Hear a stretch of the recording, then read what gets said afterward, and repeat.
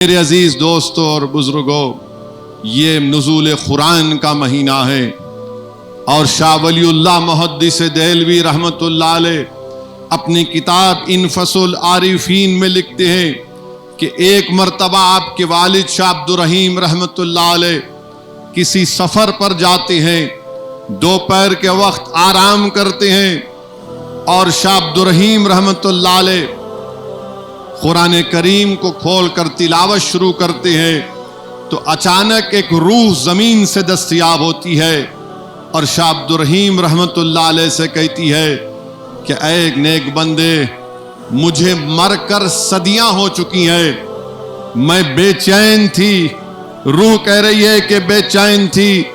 اللہ کے کلام کو سننے کے لیے، تمہاری قرآن پڑھنے سے مجھے تسکین مل رہی ہے،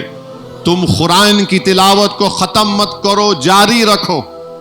شاہ عبد الرحیم دوسری مرتبہ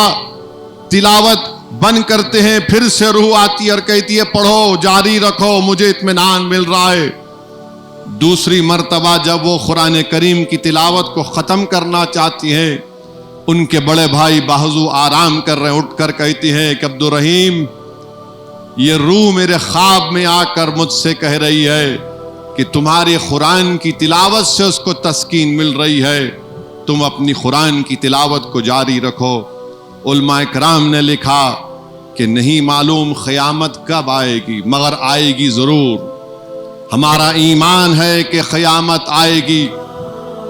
ہمارا ایمان ہے کہ قبروں سے ہم کو اٹھایا جائے گا،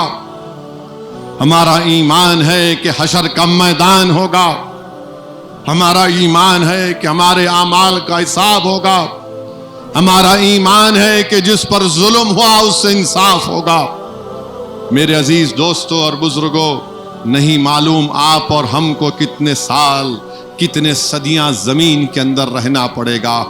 کون ہماری خبروں پر آ کر قرآن پڑھے گا۔ تو یہ ضروری ہے کہ ہم قرآن کی تلاوت کریں، جہاں پر تلاوت قرآن کی محفلیں ہوتی ہیں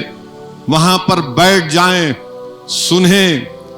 اور کوشش کریں کہ ترجمے کے ساتھ کسی ایک مفسر یا عالم دین کے ساتھ بیٹھ کر قرآن کریم کے پیغام کو سمجھنے کی کوشش کریں۔